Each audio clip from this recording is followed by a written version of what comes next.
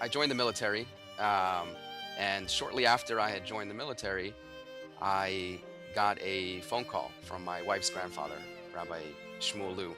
Back in 1964, it came to him a incredibly unique opportunity, a shlichus from the Rebbe, to go to Greenland and serve the Jewish military and civilian personnel that were there in Greenland over the high holiday period.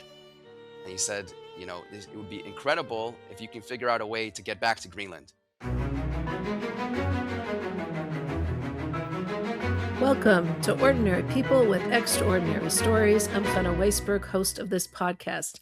Joining me today, we have an incredible guest. His name is Rabbi Heshel Mangel, and he is a chaplain in the U.S. Air Force. Thank you so much for joining us. Absolutely. Thank you for having me. I see you're wearing your uniform. You're all set. Yep. uh, Got dressed in the garb. so start off by telling us, how does a great Jewish boy find himself in the U.S. Army as a chaplain? That's a phenomenal question. So I live here in Cincinnati, grew up here. My parents are the shluchim here in Cincinnati. And we moved back here with my wife as we were starting to build our family. Moved back here to Cincinnati to um, venture in both just my own business as well as take part in helping out at the Chabad house here in Cincinnati. And after a couple years of living here and being in business, I felt like there was still something that I needed a little bit more, something more meaningful, more purposeful. I've always had an interest, a general interest in the military, an appreciation for our country. Mhm. Um, my grandfather, Rabbi Mangel, was a Holocaust survivor, and Mhm. he definitely preached and instilled within us to have an appreciation for this country, which allowed him in and took him in and gave him the opportunity to rebuild his family and build Mhm. the family that he has built post Holocaust. So that general appreciation for the country, for our military, was always there.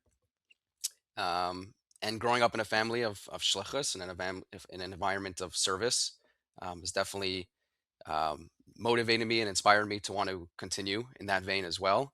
Although I knew at the same time it wasn't going to be in the same way that my parents do it. Mhm. I wasn't looking for a traditional, Chabad house and to be a traditional, rabbi of a congregation. To build a Um, community. I mean, here you travel a lot, right? That must be hard on the family, no? yeah, it is quite difficult, and every time that I'm required to travel, it comes with its own host of challenges, Mm. both logistically and emotionally on the family. And being in the reserves, in the Air Force reserves, so I do stay here in Cincinnati. I live here in Cincinnati, and each time I go out and do my service, I have to travel out to the base and to a variety of bases. So So definitely for does make challenges. do you move to the base? I know you have some incredible stories, which we're gonna get into, but do you actually every time do you have to move to the different bases that you service? Yeah, so every time I go to do my service, I actually travel to the base and stay on the base, live on the base for the period of time that I'm there. And how long is that usually? Like, what's the average time that It you're there? it's generally about a month, Mhm. Mhm. give or take, depending on the specific scenario, or if there's training going on, it could be a little bit longer. But Mhm. the requirement, in the reserves is it's about a month each time. And how does your family deal with that? It's different every time. Right. Yeah, it's definitely a family affair, and this is not something that I do alone. And most of the work happens here at home, and especially as my kids, getting older and they're appreciating it more, both appreciating the opportunity of being part Mhm. of this special environment and the special job, but also the challenges of being away from home as they continue on, and if they're in school or they're in summer camp or dealing with challenges at home and having to do it without their father at home. Right, And sure. yeah, there's definitely my wife does most of the heavy lifting in this regard, and keeping the family together, and Wow. making it work Brave back home. woman. Very much so. Yeah. Very Wow. much so. And like how long is it between times that you're back at home between your new the new posting that you're going to? It's about a year, so it's generally about a month per year. Again, Mhm. there is some changes depending on the specific circumstances, and sometimes I've been away a couple times a year, and sometimes it's longer than a month. But Mhm. it's on a typical year, it's about a month out of the A year. month. And what kind of training do you need for this? So to back it up a little bit, to become a chaplain in the military, there are requirements ahead of time. Mhm.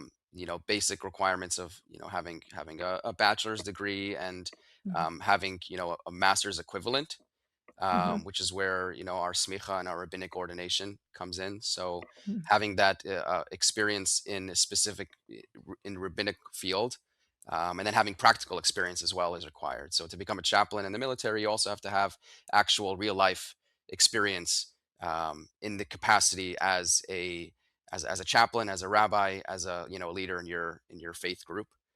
Mhm. And then you have to have an endorsement. So the Aleph Institute, in Bal Mm. Harbor, endorse me as a chaplain to represent Judaism in the military. And every chaplain Mm. in the military has to be endorsed by a specific approved endorsers by the Department of War. And they have these specific organizations that are able to, give their stamp on an Mm. individual and say, you're qualified and capable of representing our faith in the military. Um, Wow, very interesting. Very interesting. And the training, as far as like, do you need special training besides that, or is that part of your training? yeah, so once you've qualified as a chaplain, and Right. qualified as a faith leader, then you have to become trained into the military. So once you Mhm. actually join the military, then you go through a separate military training, and going through basic training, and understanding the military history and culture, and work ethic, and policies, and how to kind of translate your real life religious experience into the environment and of the military specifically. So that's Mhm. also, once you join the military, it's a 9 week initial military training, Mhm. followed by a 5 week chaplaincy training, Oh, wow. where they Wow. deep dive into specific military issues, and environments, and scenarios that we might find ourselves in, and how to navigate it as being both a religious professional, but specifically into the military. Wow. And what kind of emotional support or spiritual support do soldiers need when they're out there in on their fields? Yes, it really is incredible where, I think society at large is probably becoming more secular and less spiritually inclined. Mhm. Um, but in the military, there's a real focus, and it's really, stressed the importance of having a spiritual background, in terms of just keeping healthy and in tune with our spiritual self, and Mhm. how somebody who's spiritually healthy actually functions better and can do their job better. The military is not looking for spiritual leaders and chaplains, just for the sake of it, but it actually makes a soldier a better soldier. It makes an airman a better airman. They can actually do their job better. Interesting.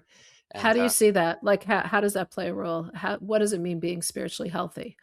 understanding, having meaning in what you're doing, Mhm. really, and Mhm. getting each person, allowing them to be in touch with what gives them meaning and purpose, um, and that enables them to then come to the workplace feeling better Mm. about themselves and about the work that they're doing, if they have a strong foundation into what's giving them meaning, their own values, and giving that an opportunity to thrive, and say, like, every person has values, and of things that they find important to themselves. And the stronger that one can be in touch with that and appreciate that, and have that ground them, that will allow Mhm. them to show up to work, show up in their relationships, and do a better job and be a better human, Right. as they come up. That's really interesting. I mean, that is so important, and you would think, it would be a good idea for all workplaces to do that, right? Like, if all of us know our purpose and our mission, that makes so much sense that we're more healthy individuals and that we can function better. Absolutely. I think it's phenomenal that they give that opportunity. And it would be amazing. And I've mentioned this a number of times that it would be incredible if this was offered, in the civilian world as well. Yeah, the Absolutely. opportunity to come and to speak and to get in touch with oneself and understand a little bit better, your own makeup and your own values and where you find meaning and purpose. It's really Sure, incredible. for sure. Are there unique challenges that you find that soldiers have or people in the Air Force have? There's definitely unique challenges. Many of them are would be the same anywhere, Mhm. whether it's, relationships or financial or workplace issues, which are probably present everywhere. Are Um, I, most of them are they away from home and family as community? it really depends on the Mhm. on the location, and Vacation, so right. maybe we can get into that a little bit more and into some of the Sure, places I've been. But sure. yeah, depending on where it is, there's definitely unique challenges. Mhm, Depending on the location of where it is, how far away you are maybe from home, what kind of support mhm. system you have. And that's a big part of what we play as well, is being a support system for many people who don't have their natural support system around them. Mhm, They're far away mhm. from their natural support system, or maybe they don't have a large support system, and we're able to be that support system for Support them. system. That's So beautiful. yeah, most of my job is listening and just being a Right. support for other people. Wow. So I'm intrigued by the places that you went to, but in particular to Greenland, where you went, and you actually printed a Tanya there. How did it feel to print a Tanya in the darkest place on earth? This is the most incredible uh, opportunity that I was able to have, even on a personal level. Um, so backing up a little bit Right. more. How did that happen? Yes. How did that happen? So when I joined the military, and shortly after I had joined the military, I got a phone call from my wife's grandfather, Rabbi Shmuel, and he was all excited. And he says, "I have to tell you this incredible story, and you're going to find out why I'm telling you this." And he goes on to tell me a story that he's said in the past, and He's an incredible person, by the way, and I think I did do an interview with him a while back, but it's on Chabad.org. You can look back. He's really an incredible person, chassid, educator in all ways who in London, England. yeah, and I'm so blessed to be able Yeah. to have had these conversations with him and to have him part of my life. And he's done interviews as well on Chabad.org previously, explaining the story, his story, his military experience. Right. So he goes on to tell me how, back in 1964, Mm. it came to him a incredibly unique opportunity, a shlichus from the Rebbe, to go to Greenland and serve the Jewish military and civilian personnel that were there in Greenland, over the high holiday period. Wow. Um, and it's an incredible story. He goes in great detail about the In story, and you 19 can you said in 1964, you said? 1964. Wow, incredible. And this was the height of the Cold War, Mhm, and the military base in Greenland was very strategic in terms of its positioning during the Cold War, as a front line mhm, between Russia and the Western Hemisphere. mhm. Um, and there was quite a busy and large base at the time. It's interesting because now it's again, like, it's in the news, Greenland, right? Yeah, It's once yeah, which again was such an wild. important land. What it's Yeah, how it's come around and come back into the news, and its in terms of right, its strategic importance, and its location, being so far north, close to the North Pole, and right. the part that it's playing in the current landscape, as well. It really does bring it full circle. Um, Absolutely.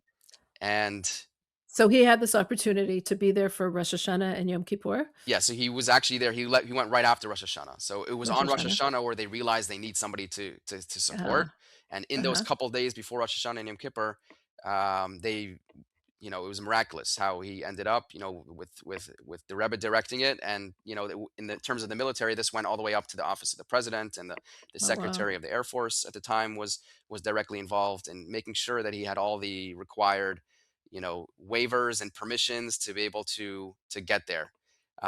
Greenland is the base in Greenland is extremely remote. There is no Mm. commercial or civilian way to get there. Oh, really? So Wow. it's one flight a week, and it's a military flight. So you can't just That's go and decide that you're incredible. showing up. Yeah.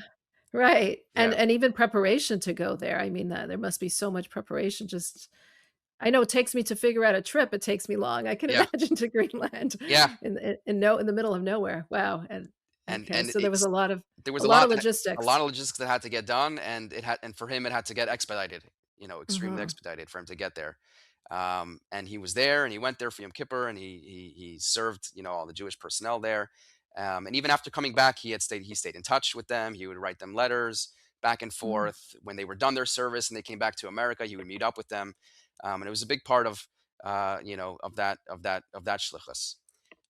So he's telling me that, this was at the time, this is close to 60 years later.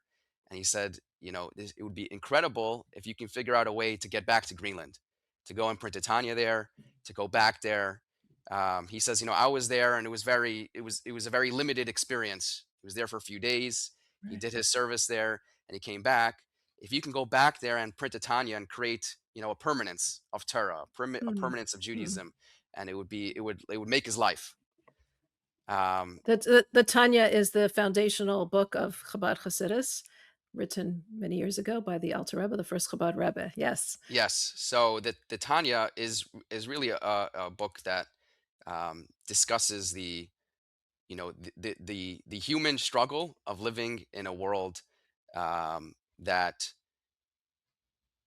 doesn't apparently show Mm, godliness, and, mhm, and and struggling with that, and trying to live a life where we can expose the godliness within ourselves and the world mm, around us, in a mm, world that is trying to hide on that, and the mhm, very normal human struggle that is to grapple with that, and to allow ourselves to experience a full godly experience, and service to Hashem, in this world. And it goes through various methods of how we can expose ourselves to that, and allow our own godliness within us to shine, and bring that godliness to the world around us, and allow it to shine and around us. And together with that. and can you tell us, like, why would it be so important for those who are listening? Like, why did he feel it was important to print a Tanya in Greenland? Like, what's the significance of that? So the printing of the Tanya in general is really and I've learned more about it as I've went through the process myself. But it really is an Mhm, incredible, um, you know, it's an incredible thing to print Tanyas in many of these places. And the printing of the Tanya, when we go to different places, and we make a permanent, um, printing, and a permanence to Torah, and we bring Torah to a certain place, and Judaism to a certain mhm, place. And by actually printing it in that location, you're elevating the place itself through the mm, through the Tanya, and it's really what the book is really all about as well. The actual content of the book is about mhm. taking a place, and transforming it, and shining the divine light, and shining godliness on the place. And what you're doing is you're taking a world where, and this is, it applies, even in a greater sense to Greenland, where there's, Where it's so especially, dark, yes, right? it's Physically dark, not phys- only spiritually, right? physically dark. The timing that I was there during the winter, it's literally dark. There is no sunrise at all, for Wow. the entirety of the winter.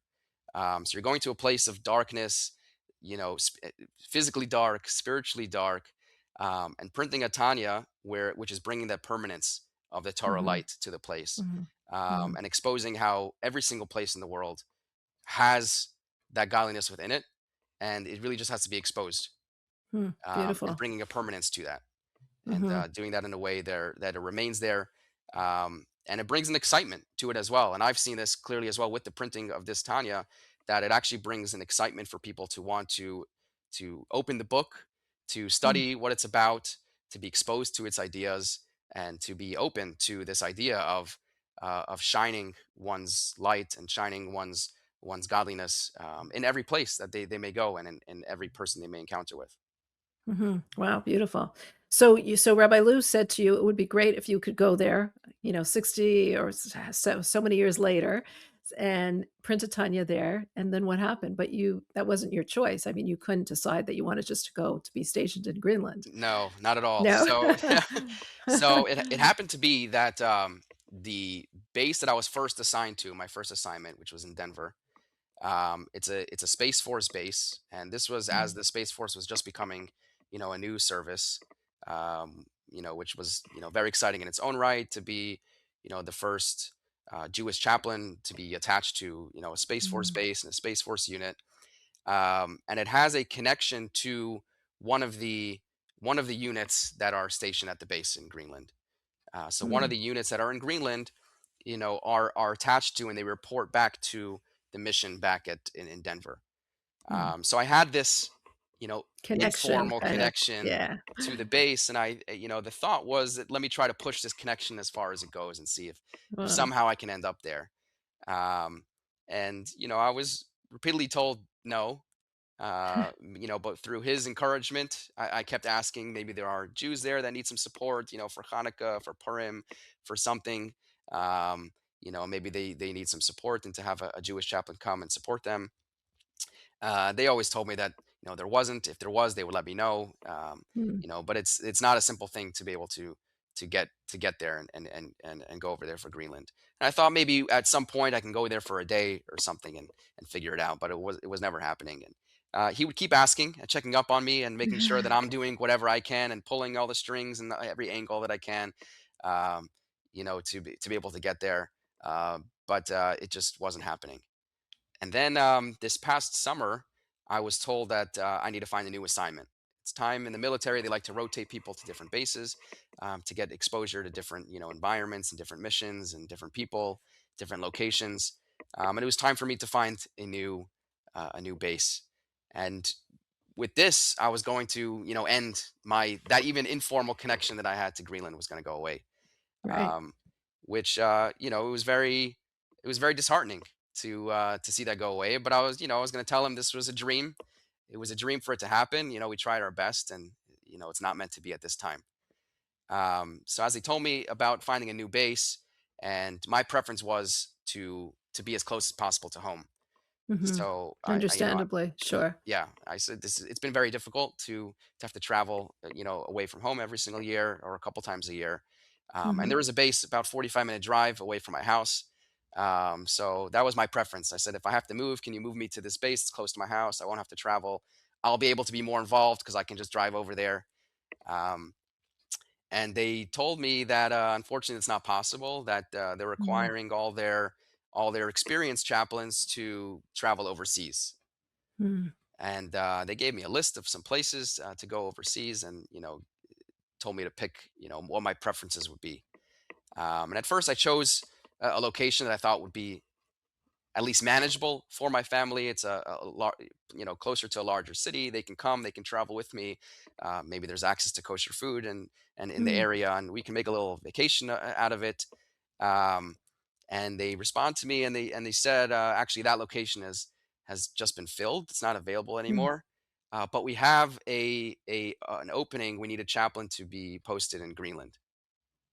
Oh, wow. And they said, I know it's far away and it's remote and it's a difficult ask. So I'll give you some time to think of it. Get back to us by the end of the day. Wow. Um, Wow. yeah. So What dev you see the hand of God. it, Wow. it was incredible.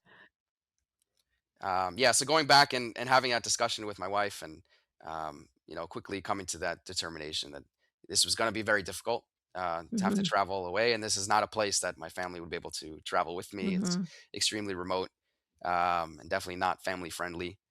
mhm, But this type of opportunity, and divine providence, of going back there was just too much to pass on. mm, mm.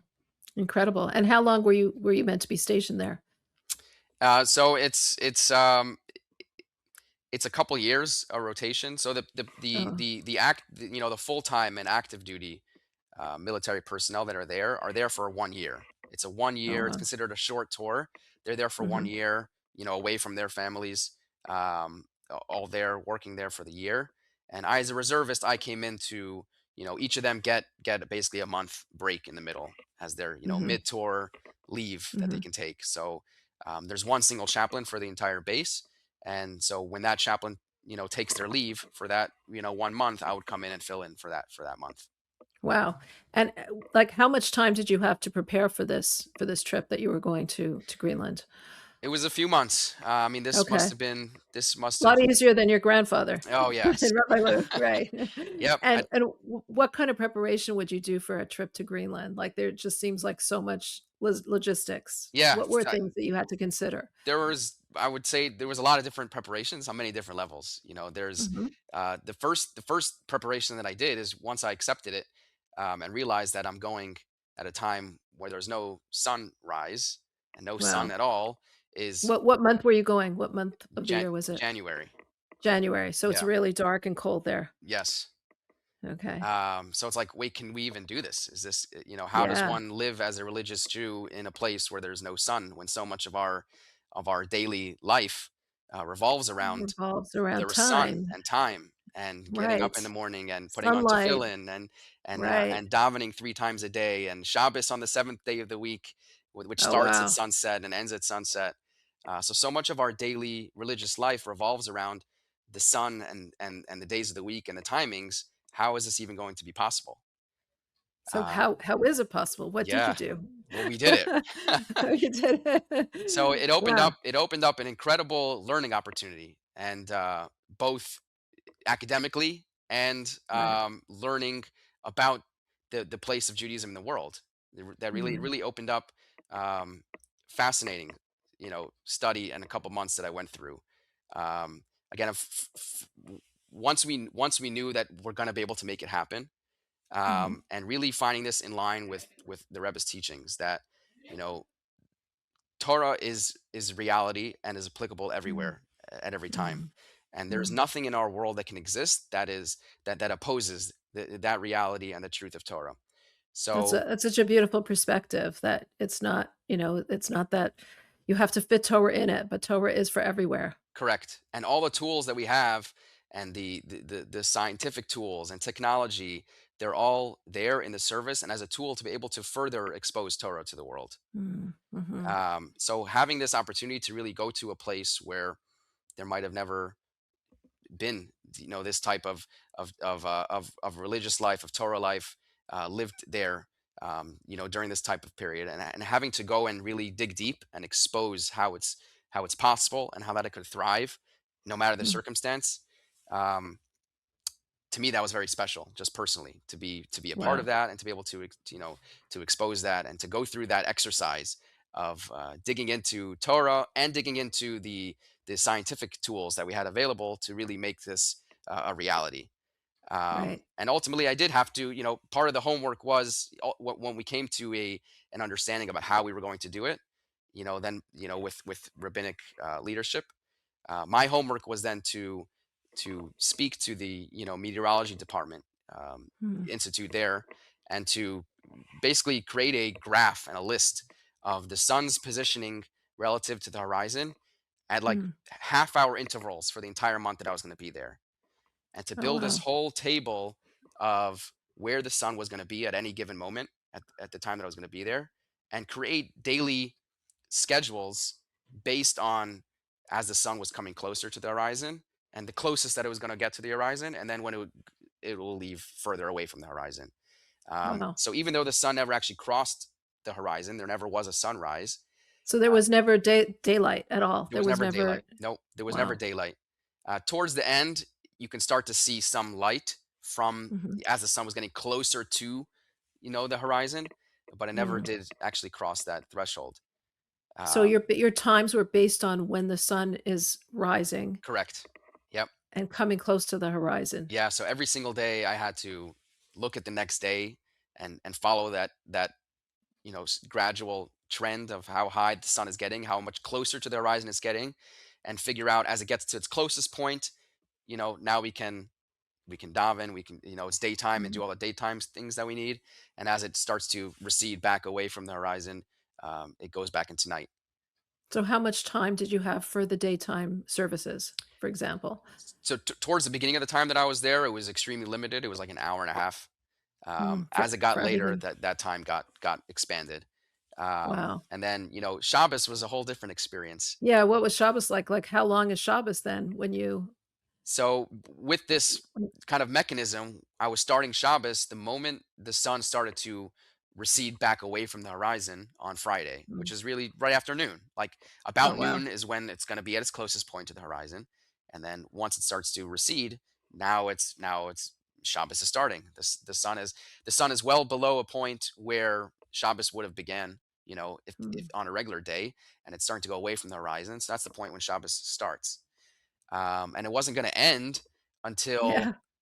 late Saturday night, which is Wow. the timing, closer to the timing when it would end, on a regular day, on Mhm. on the mainland here. Mm. So we Mhm. had this like 30+ hour Shabbos every Mm. single week, which was also an incredible experience in its own right of having a lengthening Shabbos and of putting up, two chalents before Shabbos starts, so I have enough food to last me Oh, for the 2 days, wow. and having that That's a lot. strong smell of Shabbos permeate the dorm.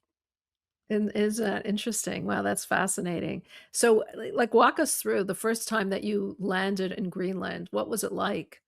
So you're flying into Greenland, and it's dark, obviously all around you, and you start to see like you know lights come up from where the base is, and honestly, what struck me at first is like just the pristine nature of Mm. the place. Mhm. Coming to a place which is largely untouched. Mhm. Most of it is unpopulated, Could and you even see it though? Wasn't it so dark? Like, how did you see so as you're coming closer to the base and the lights of the base, the lights of the light up, base? the Okay. runways, and Okay. actually as we were coming in, so the you can feel it, but as we're coming in, the wind was so strong that we Mm. had started to land, and then the pilot decided it wasn't safe to land. So Mm. he dips back out. So we got a double take, of the whole Oh. area as he comes back up. Then he comes back on the mic, a couple minutes later, and he's like, "Well, that didn't go very well, but don't worry, we're gonna try again, and hopefully this time it goes better." So that Okay. gave That's a nice welcome. exactly, yeah. Yeah. If the pilot is saying hopefully it goes better next time, we'll see. Right. And he actually had to, they explained to us after we landed, the people in the tower control explained that what the pilot did was actually, an incredible feat of how he ended up coming in like on a side angle and Mm. landing with, into the wind as opposed to trying to get it head on. Um, and the weather there is quite extreme, and it could change very drastically, very quickly. But you do see that, and as you're landing and you walk out and you see, you know, all the snow everywhere. But Mm. it could be very low in one place and very high in another place, and that's just that natural wind carrying The wind. carrying Wow. the snow from one place to another. And there's not aside from the roadways on the base that are being used, there is no natural roads, and there's no not Mm. plowing, and it's not a regular city, it's not a regular place. Everything is just as it is. That's just that pure, pristine nature, and it's incredible to see that, and to just that the peacefulness of it. Mm. It's quiet and it's peaceful. And all you see is little animal marks in the snow, making their marks in the snow. Did you Um, encounter any of these animals? yeah, so there's quite a bit of Arctic foxes that are Really? popular around the base. Different types of musk ox, rabbits, beautiful white rabbits Hmm. jumping around. The occasional polar bear, which Yeah. I didn't get too close to one. I didn't see one, but they have every few months they have a sighting of a polar bear roaming around the grounds of the base. Um, yeah, and it's there's a lot of just beautiful How nature. how cold is it? It varies pretty drastically. So it happened to be when I was there, it actually was considered relatively warm. I mean, it was above zero, Mhm. and they give Mhm. you they give you all this Arctic gear, which really keeps you warm. Like I never felt Mm. uncomfortable Mhm. outside. When you're outside for a long period of times, it got pretty bad. And if it's windy, it Mm. gets extremely cold. Mhm. And it does. I mean, it gets below 20, below 30, in any given winter. And then you Wow. can add the wind in on top of that. So I got there, Wow. during a heat wave, Right. Wow, close to lucky you. zero. And what's it like to live in a place with only darkness? Like, what's that like? So at first, they're driving me around the base, and showing me the way around. And it's like I'm never going to remember any of this. I can't see Right. anything. And they're explaining to me there's this mountain out in the line of sight, and there's you know this feature that you could see over here, and it's like cool, but I can't see any of it. And driving down the pier out to the water, it's like, well, there's no water, it's all ice. It's actually, you can see where the water starts. It's like frozen waves, so it's like a shape of a Wow. wave, but Oh, it's just wow. frozen midair. That sounds real cool. Wow. Really And pretty. yeah, and um so it's, you think like you'll never figure out what's actually here, but Mm. surprisingly, I guess your eyes get used to it, and you start to be able to see and make out what's in front of you. um Wow. and it becomes just part of your day-to-day life. So I think you're like, I know for me, my body never fully got used to it. Mm. Like, it's confusing when you're Mm. supposed to be tired, when you're supposed to be hungry. And Sure. I Yeah. found I found that I didn't, my sleep was not regulated. I would get hungry at random times during the day. Like, the body's just not sure when The is it. whole rhythm of life. Yeah. Sure. Yeah. And they give you these like, they call them happy lights, Mm. which are, you put in your room and you turn it on, and when you wake up, and it's meant to, Mm. the rays that are inside of the light is meant, mimics the sun, so that it kind of wakes your body up and gets it ready for the day. But you Right. really have to, prepare for it beforehand, and understand that, it's going to be different. It's going to be hard, and Right. you get used to it as best as you can. Mm. Put yourself into a rhythm and a schedule that's, repeatable each day, so that you can, at least give yourself the best shot. Wow. You can function at some level. Wow. Yeah. So in this place, I mean, you described what it's like for Shabbat. You described what it's like for the prayer times. In this darkness, you decided to print a Tanya. How did that happen? So the moment I got this position, obviously I called up Rabbi Lou, and he was over the moon, thrilled and excited, and just went on and on about how incredible this is and how excited he is. And this is making his day, his week, his month, his life, Mm. like, just the opportunity to go back. And he said he would have loved to go back. And if I can make that happen, that would be incredible. But even if I can't, me going is, for him, it's like him going, Right. and going in his place. Mhm. And to go back and to print the Tanya there, and again, and to bring that permanence of Torah to the place, and to really bring his shlichus full circle, for him, was like a, Mm. a a dream come true. And then, I kind of just fed on his energy really the whole time. Right. Constantly updating him with how it's going, and to prepare to print a Tanya, it first has to go through the appropriate channels, to get approved, and to, the Kahas publisher, to give its stamp on it, and to create a stamp that is going to be printed in this place, and it's given, a number, Mm. and a place. I actually have it here. This is the final product. Oh, wow. Wow. Look at that. Beautiful. And and it's really a lot of preparation to then just logistically figure out, Mhm.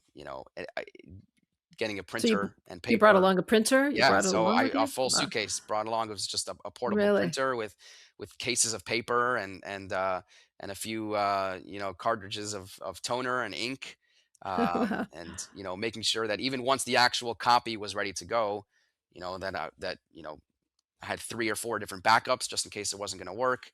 Mm. And then, lugging up an 80-pound suitcase up to Greenland, full of paper and Right. printer and toner, um, Wow.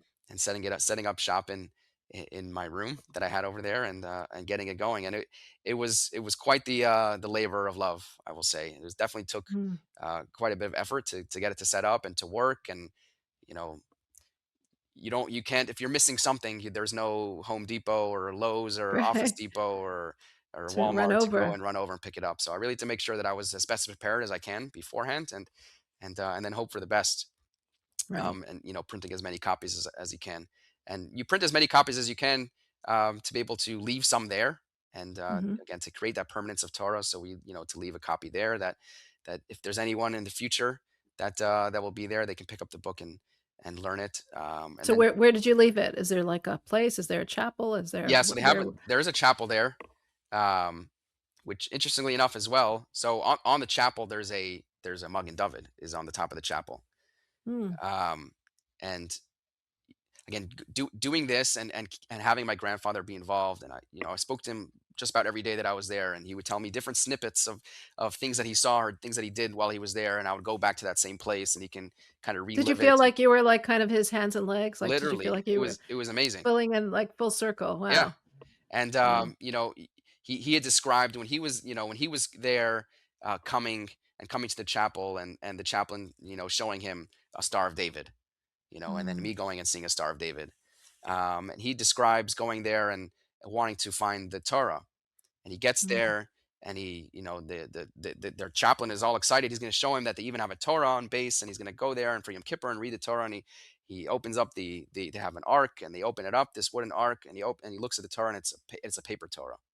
Huh. And he describes this moment of sadness of how he's being Mm. sent so many thousands of miles away to lead Yom Kippur service, away from home, away from 770, away from being by the Rebbe, and the Torah is a paper Torah, one that he can't even use and read from. Mm. And like immediately though, he like it fills him with this intense gratification of the opportunity that he has to of the incredible shlichus that he was given, that obviously he's not needed, back at home, so to speak. But this is where Mhm. he's needed, and he's going to fulfill his job to the best that he can. And this incredible Mm. pride that he had. And Mm. then, when I get to the chapel, and they had asked me like, can you rummage through whatever we have here, any Jewish supplies that we have here, and we want you to basically create a catalog of anything that we have, anything that we need. And I open up the uh, the box there where they have all this, Jewish stuff, and there's a wooden ark, and I open it Mm. up, and there's a paper Torah inside. It's like Wow. this could be the same paper Torah that he had 64 years ago, Wow. 61 years ago. And so going back into the chapel and rummaging through all these books and supplies that they had that they've looked untouched literally in six Mm. decades, and kind Mm. of reopening it and bringing it back to life, and being able to add more to it, and Mm. add to the catalog of books, and bring a Torah book there, and to make it alive again and give it a prominent place that again if people in the future can come and learn and live from. Wow, that's so beautiful. Wow. Were there a lot of Jews on like, were there any Jews there Well, I in know the that there was facility? one. There was one? There was one. Yeah, I as much as I was able to ask around and find around, I wasn't able to find any other Jews on the base at the time. Right. Um, somebody But actually. I guess there were when Rabbi Lou was there because they invited him to come there, right? Yeah, yeah. So there are sometimes are and sometimes aren't, Yeah, like, I mean people that travel through. the base now is a lot less active than it was Mhm. then. Then Mhm. um, now the missions of the base are still crucial, and doing things like missile warning Mhm. and tracking, which was very active over this Mhm. past year plus. Really Mhm. since um, the war with Iran and everything. So it's tracking missiles. And there's quite a few other things that they do there. But definitely back in the 60s, during the Cold War, it was a lot bigger base. And I was actually able to go to some of the parts of the base that were active then that are no longer Mm. active now. And again, and show that to him, and, places that he probably went to because those were active Mhm. parts of the base, and people were working there on a day-to-day basis, and they have these watchtowers and, you know, missile silos of where they kept, missiles under the ground, and all this whole like underground network to keep all this all the supplies and systems active. Mm. um, and now it's not really being used, so there's definitely a lot less in terms of personnel people there now than there was Right. then.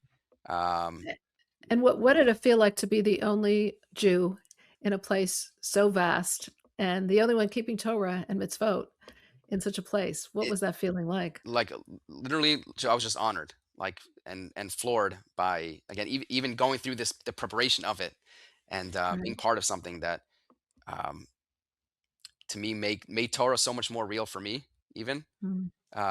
where you can go to a place and again and create a vibrant um, and faithful Jewish life in a place that Mhm. maybe never had it to this in this way. Mhm. And like every day it dawned on me like I'm putting on tefillin today at such a weird time, in such a weird place, Mm. in a place where there's nobody here for thousands of miles that is putting on tefillin. It, Um, like, reminds me of the story of the Baal Shem Tov that the like, this place needed you to be here saying a blessing at this time, for many. Did you feel that way? Like, this is the place that needed me to be here to bring Torah, mitzvot. yeah, I listen. I hope that I was able to do Right. whatever needed to be Right. done there. Um, I don't. But You yeah, you like mentioned shalt. What about other kosher food? yeah, so How did everything that I work? I had to bring it all up on beforehand. So Mhm. I basically had you could bring two suitcases. I had one suitcase of food and one suitcase for the Tanya, and then I brought a handbag for my clothes. So that's Right, basically wow. that's basically what I had. Yeah, so you Wow. have to bring everything up on my own, and I've been doing this a number of years now, so I think I've gotten a little bit better and more prepared in terms of what are good things to come up prepared with that Mhm, can last mhm, for a month, and having my set routine of foods and appliances that I bring with me to be able to prepare food, regular microwavable meals or things like mm, peanut butter and mhm. shelf stable meals, Right, and bring a little cooler along with me so I could bring some proteins as well that were able to last. I mean, the whole outdoors was a cooler, so right, that's right. definitely Wow. bring some chicken and things like that. But yeah, really, Did it takes a lot of preparation Sure, for to be there. sure. Were any of the personnel there, when they saw you printing, did anyone see you printing the Tanya? Were there any comments or any feelings from them about Yeah, this so book? I mean, a couple of questions. First is like, whoa, why do you have all this paper? Like, Right. I mean, and that was it was cool for people to be interested and to ask, and Mhm, give me the opportunity to explain what I was doing, and people thought it was fascinating again, and the message of Tanya and the message of bringing that light and exposing ourselves to bringing light to the world around us and to the people around us, and to talking to the human struggle that it is to live in this world and to do what's right.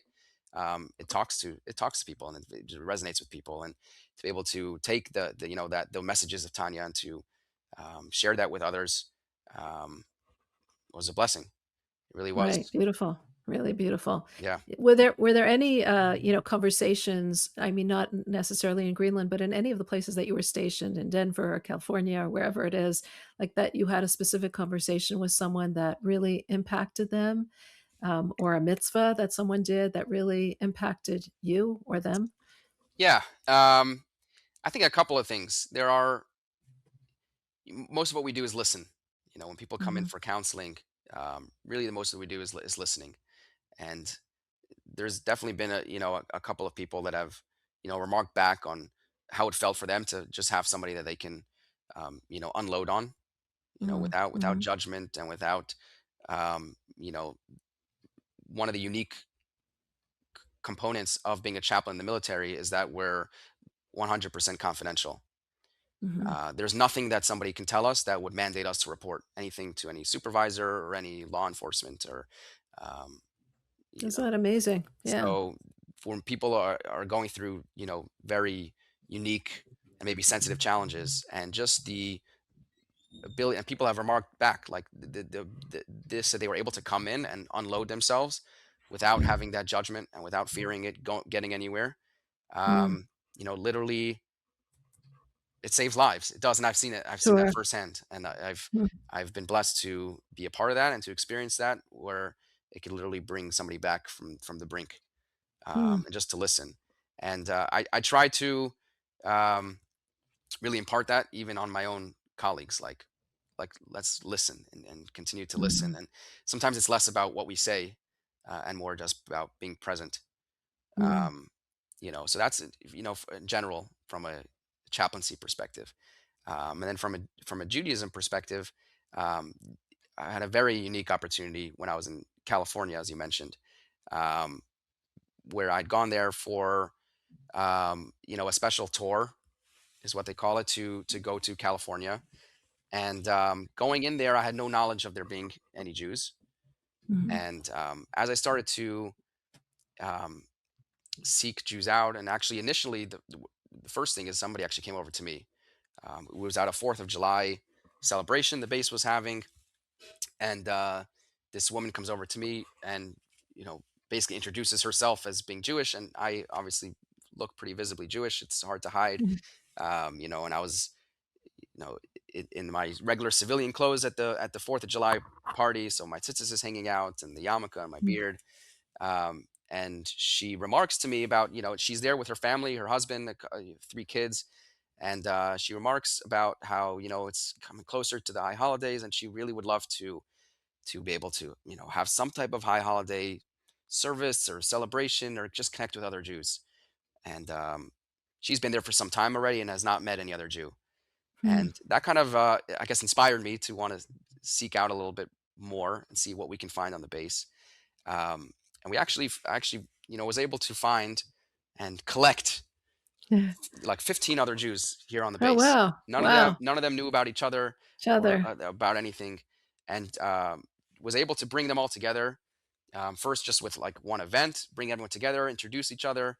We made like a group chat, so now there was like a community feel to it. And it's ever since it's really been growing in a community sense, and now they have their own place in the chapel even to meet. um, and it's really blossomed to a beautiful Jewish community there on the base that has never had it before, and that all these Right. people That were wouldn't living know as, about it without you. yeah, and Sure. then these Wow. were a bunch of isolated individuals that um, was able to expose them and bring them closer to each other and give each other the Mm. support that they need and the community that they need. And the base in California that I was at is also was very remote. It's like out in the middle of the desert, a few hours away from LA, in the middle of the Mm. desert. So it's very there's no like Jewish community centers really nearby, or just city support. So having that like remote, austere location, and having that like close knit sense of community, and you see how it just uplifts, people's entire mood and way of life. And again, it's just incredible that I can be part of it, and I'm still in touch with many of those people, Mm. and continuing to be involved in the growth of that community. And it's beautiful to see. Now I do it from the background just to see it and support it, and it's Well, I was beautiful. gonna ask you, I mean, like, it's hard to just leave people. That's nice that you can actually stay in touch and be in touch with them and remain in contact. Yeah, and I visited back. I went at a later time to visit back. They've asked me, one person asked me to come back, and they were going through a promotion. They were getting command of a unit, and she asked me to come back and be part of that ceremony. And Mm. there were families that were having celebrations and milestones, and again, so I was able to go back and be a part of that, and to be a part of individuals at the times of their celebrations, and to be a part of their life um, That's the best is part of is the incredible. job. Yeah, Right. Wow. Did you ever have a situation where someone didn't know about Jews or didn't you were the first Jew that they ever met? too many times to count. Yeah, Really? many times. I was actually in Greenland, so I was davening one morning or afternoon, late morning, and I have my tefillin on, my arm tefillin and my head tefillin. And when I'm done, when I'm finished, I put it away. Somebody comes over to me and remarks like, "How beautiful is it that you're praying with your family?" And I like make a look, and she says, "Yeah, like you had this GoPro on and you were like videoing yourself praying so you could like include your family in the prayer." And so that, I was able to obviously explain that this wasn't a GoPro, it was my tefillin, and explain the Right. significance of tefillin. But yeah, there's many such little anecdotes of people that have never seen, a Jewish person, have never seen Jewish life, and being able to again to expose that, and hopefully be a positive representation of what it means to be a Jew and a practicing Jew in these environments. That's beautiful, really beautiful. Um, what's the next thing on your horizon? Any ideas where you might be going next? So it's the base in Greenland is actually the actual base. So I mentioned that one of the units is connected to a base that I was at in Denver, but the Mhm. actual base is connected to another base in Colorado Springs, also in Mm. Colorado. So I'll be going back, back and forth. The next step is going to be going back to that base in Colorado Springs, and to continue to be able to support the mission in Greenland as needed. But for now, Beautiful. yeah, maybe it seems that maybe it just needed that one time exposure, and to And see the the printing Tanya of the there, the Tanya print there, exactly right? the printing of the Tanya there, and um, we'll see if Amazing. we'll see if Hashem has any other plans that he needs to get done over there in Greenland. I'm happy to go. Right. Right. He's definitely leading you in the right way. Yeah, Definitely, you see him in your life. yeah. Thank you so much, Rabbi Mangel, for sharing your story. Thank you for what you do. Thank you for your service. And thank you for helping Jews and non-Jews all over the world, even in the most remote places, and bringing light to the even to the darkness of Greenland. Thank you for giving me this opportunity. Wow, that was a really interesting and very different interview, I found. I was very interested in the fact that Rabbi Mangel explained the purpose of chaplaincy, how the government realizes how important it is for people to have spirituality and meaning and purpose in their lives. And I thought, wow, that's so important for all of us. If only we could all have somebody who imparts that to us. And how he said that the chaplain is somebody who is completely confidential. So it's someone who doesn't judge, but someone who listens, and the importance of having someone in our lives that just does not listen, does not judge, but just listens without any kind of judgment and just really is confidential and does not share what they hear with anybody else. Imagine what all of our lives would be like if we had someone like that in our lives. That part I found interesting. I was fascinated by his journey to Greenland. I was fascinated by the different intricacies of halacha that was involved, halachic times, the davening times, the prayer times, the times for Shabbat, when the sun rises, when it goes down, how it's all calculated. And I found that part really, really fascinating. And how, as he said, Torah is applicable to every place in every situation. We sometimes think, our situation has to fit in to Torah, but Torah fits into everything, into all circumstances and all places, and it could be applicable to every situation that we're in. I found his printing of the Tanya so remarkable, how in a place of such darkness we can bring such spiritual light. And of course, the application of that is so true in our own lives, even when we're in a place that seems so remote or seems so dark or seems so irreverent, we can actually bring light and godliness and goodness there. And perhaps that's the take home message that I'm taking from this, that every situation that we're finding ourselves in can be an opportunity for bringing more light and more beauty and more goodness and spirituality and Torah to our world. If you enjoy watching these interviews, I hope you are subscribed to Chabad.org/extraordinary. We are also on all podcast platforms. We are on YouTube. Drop us a line. We love your 5-star ratings and we love to hear your feedback. We read every single one of them and so appreciate it. Thank you so much for watching and for being a part of this extraordinary community.